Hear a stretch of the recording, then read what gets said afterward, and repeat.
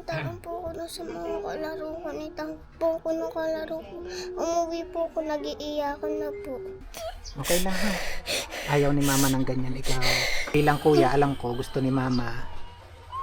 Naalagaan mo si Robilyn, kayong magkapatid. Hihingi po ng tulong na may pagamot po yung mama. 8, 9, 10, 11,200 anak para sa pagpapagamot ni mama ha. 46, 47, 48, 49, 50,320 galing kay God anak. 14, 15,350 galing uli yan kay God anak. Bukod dito sa pinabibigay ng iyong ninang para sa inyo, eto naman para kay mama. 5, 6, 7, 7,850 anak. Galing uli yan kay God. Wala na yung yung pamamanas dati, di ba? Ay, yung paa mo, wala na din. Ay, okay na.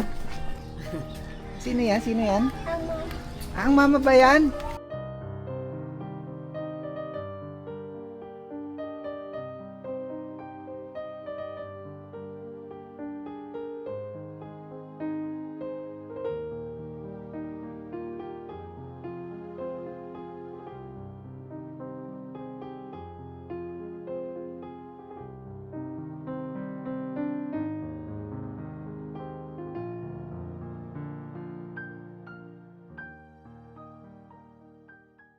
Ha? nakapabili lang kami ng baso. Maganda yun, madami.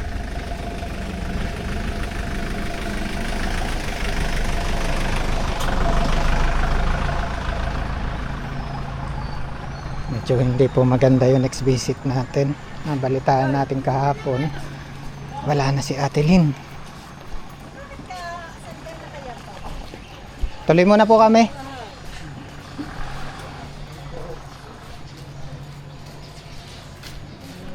Kumusta na kaya si Robilyn?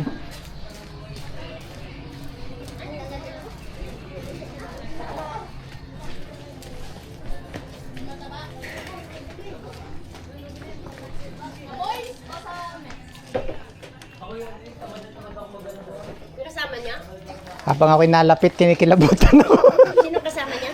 Yung pong dalawa kong anak nasa kotse. Ito nga ba si Robilyn? Uy. Ba't di ka namamansin? Kamusta ikaw?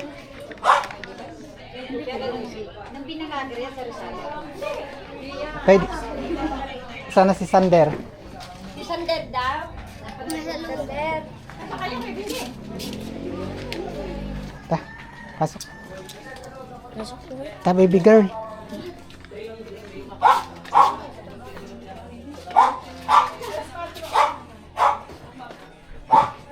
Padala sa loob, kuya. Baby girl. Anong nangyari? Akala ko okay lang. Ay, malakas na nga ho siya. Tapos kahapon ni tuwang-tuwa daw sa nagkukwento doon sa tindahan nito ni Kwan. Matagal daw doon nagkwentuhan sila, tuwang-tuwaan saya daw. Nung umuwi dito ng alas 5, pagdating ko maya-maya, kumulap na siya.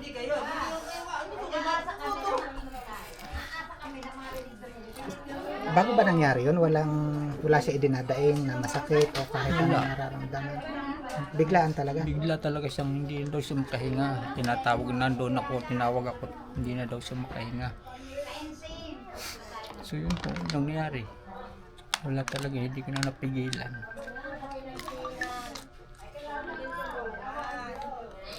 Bigat dito. Sander, teka lang anak.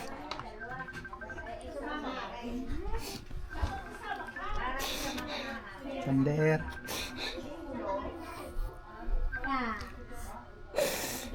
Dito ka nga anak, tabi ka rito kay papa.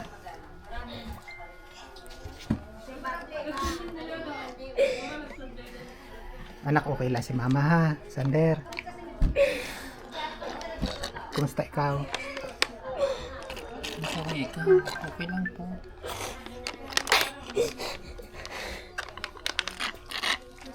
Kumusta yung mga bata kahapon? Ha? Kumusta yung mga bata nung nangyari yun? Ay siya, wala silang kuan, para silang iyakan sila ng iyakan. Kasi biglaan naman talaga eh, kahit Bigla. ang daming nagulat. Hindi lang bigla. Hindi ko man talaga inasahan. Kasi di ba okay na siya? Okay na nga ako siya.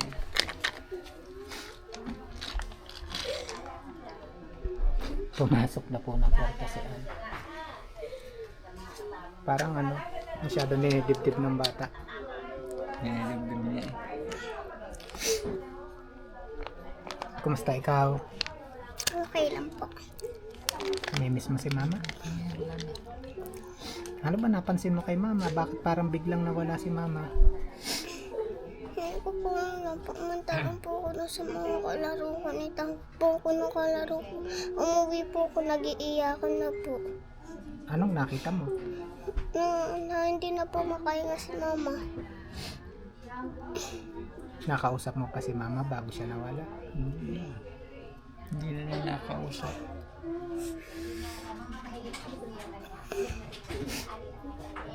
Okay lang ha.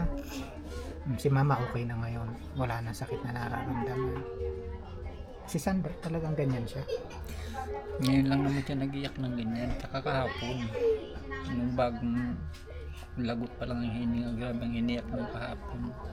Pagkatapos noon, ngayon na naman siya umiyak. Kasi alam ko naman mahal na mga bata, di ba? Kahit nga sa pagpapagamot gusto kasama. Sander. Nak. Okay lang ha. Ayaw ni mama ng ganyan ikaw.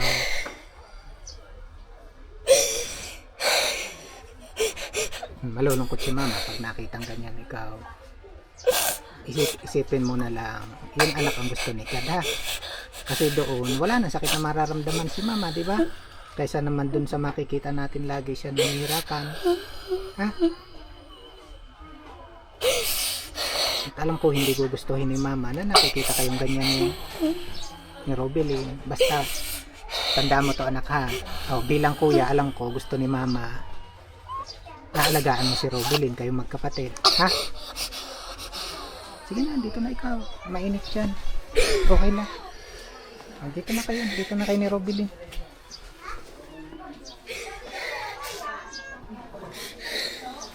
Asan si Konsehala?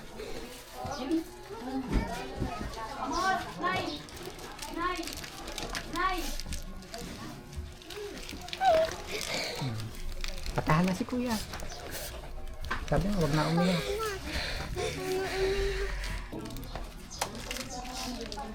Eh, anong plano po ninyo dun sa living ni Ate Lim? May schedule na po yan sa linggo. Sa linggo na. Eh, paano yung gastusin Konsehala? Ang sabi ko po ay di kahit papaano magpabaklay siya para po may dagdag tsaka unting dimos. Magkano po ba yung yung kakailanganin para mailibing si Ate Lim? Bali po ay yun pong lote ay nabot ng bali natawad po namin ang sinagot po ng dalawang konsehal ng bayan, ni Konsehal Maok at ni Konsehal Jimmy ang 5,000. Tapos binawas din po sa kumari ko ang 2,000. Tapos sa manugang ko ay 1,000 kaya inabot lang po ng 9,000. 9,000 po ang lote. Tapos ang kabaong niya po ay 35, nakabawas din kami ng 7,000, bali po ay 27. So, 28. ang kakailanganin na lang para mailibing sa araw ng linggo ay 28 28 plus plus 9. So, Opo. magkano yun? 9. At saka po yung sa pamisa. So, talagay ng 40. Ano po? Talagay ng 40. Mailibing na ng maayos si Ate Opo. Lim. Nilibing na po. Hindi ko na nga po sila pinitira para kako wala na silang uupahan. Oo nga, kalilipat nila dito. diba? Bali po ay magto 2 weeks na. Sabi ko, naghahanap po sila ng upahan. Sabi ko siya, yan, kung titira ko dyan sa bahay kung yung sira, di tirahan nyo ka ako, titira daw sila. So, ibig sabihin, dito sila ngayon pansamantalang Hindi na ho sila uupa Nakatira. Habang sila naghahanap ng mas maayos, hindi ka ako idini muna sila. isa ngayon kuya, may hawak kayong pera? May hawak kayong pera ngayon? Ubus na nga ako. Ubus na ang galing sa iyong pera. So, 3 beses naman sila magpunta ng doktor linggo-linggo. 3 beses. nakita ko naman talaga namang ginamit nyo dun sa pagpapagamot. Ano? Kagabi nga po, tinanong ko siya, gawa ng bibili sana kami ng damit. Sabi ko, Karubin, may pera ka pa. Wala na nga, 600 na lang, sabi niya. Sabi ko, magpapagamit ka ng damit na kumbaga ho, yung noon pa yon pero hindi naman ho nagamit. Nakatabi lang yun. Gagamitin na daw niya kaysa daw bibili. So, yun yung ginamit. Yun ho ang ginamit namin sa kanya. Bigay ho ng aming treasurer.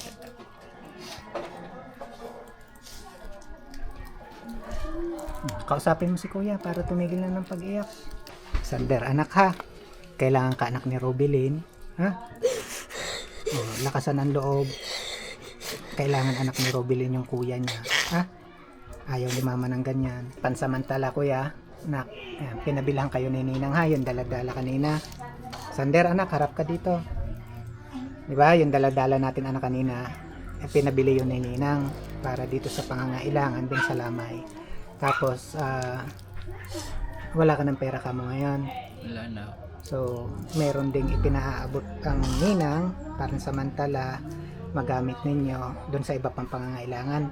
So, bukod doon sa daladala namin kanina, ito yung pinaabot din ng ninang na 5,000 para pansamantala magamit ninyo. Bilangin mo uli anak kung tama yung naibigay ni Kuya Benji. Kung 5, bilang mo. 1, 2, 3, 4. Tama, 5,000. Sasabihin mo kay Ninang. Thank you po, Nina. Huwag na daw ikaw iiyak ha, sabi ni Ninang. At magpe-pray ikaw. Tapos, pe-pray ka uli. Sana marami ulit makatulong para unang-una mailagay sa ayos si Mama. And sana matulungan pa rin ikaw sa inyong kalagayan ha.